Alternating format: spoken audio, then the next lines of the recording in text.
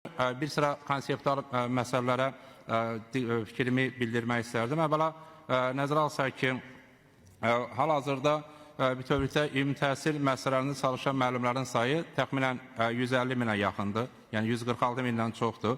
Və biz bu müəllimlərin regional şəhər və kənd üzrə bölgüsünə baxsaq, şəhər və kənd üzrə bölgüsündə praktik olaraq xüsusi bir fərq yoxdur. Yəni təxminən 74 mindən çox müəllimimiz şəhərdə, 68 mindən çox müəllimimiz isə kəndlərdə fəaliyyət göstərir. Amma eyni zamanda fəaliyyət göstərən, hal-hazırda müəllim kimi tədris edən vətəndaşlarımızın 120 mindən çoxu qadın, cəmi 25 mindən biraz çoxu kişidir.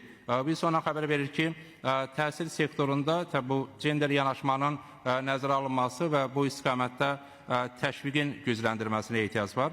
Və araşdırmalar göstərir ki, əsas səbəblərdən biri təhsil sferasında orta aylıq əmək haqqının respublika üzrə orta aylıq əmək haqqından nisbətən aşağı olması ilə bağlıdır. Və nəzərə alsaq ki, inkişaf etmiş ölkələrdə, beləcə də qardaş Türkiyədə təhsil sferasında orta aylıq əmək haqqı digər sektorlara müqayisədə, beləcə də ölkə üzrə orta aylıq əmək haqqı ilə müqayisədə daha yüksəkdir. Ona görə təbii sertifikasiya nəticəsində qiymətləndirmə orta aylıq əmək haqqıya təsir göstərir və gözlənir ki, növbəti dövrlərdə də orta aylıq əmək haqqıda artımlar müşahidə olunacaq. Amma eyni zamanda sertifikasiyanın da konseptual olaraq təkmilləşdirməsi məqsədə uyğun olardı. Belə ki, hal-hazırda tətbiq edilən qaydalara əsasən 51 və daha çox bal toplamış müəllimlərimizin əmək haqqlarında 35% artım qeydə alınır.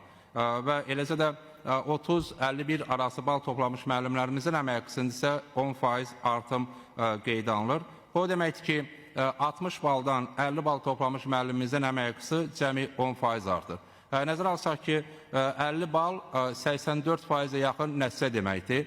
Və əslində həm Cambridge qiymətləndirmə sistemi, həm beynəlxalq digər sistemlər göstərir ki, 80%-dən yüksək bal yığmaq əslində bu A kateqoriyasıdır və praktik olaraq daha yüksək əmək haqqı artımına şamil edilməlidir. Ona görə təklif etmək istərdim ki, sertifikasiya ilə bağlı bu qaydalara baxılması və təkmilləşdirməsi həyata keçirilsin və xüsusən 80% daha yüksək bal toplayan müəllimlərimizin əmək haqqlarının 35% artırılması daha məqsədə uyğun olardı. Çünki nəticədə bu da orta aylıq əmək haqqdakı artım tempinə təsir göstərə bilər və müəllimlərin bütövlükdə təhsil sferasında müəllimlərimizin əmək haqqısında daha ciddi artımlarla gətirib çıxara bilər. Eyni zamanda, hörmətli xanım sədr, ikinci oxunuşda vaxt almamaq üçün bir məsələni də 27.4 maddəsi ilə bağlı təklif etmək istərdim.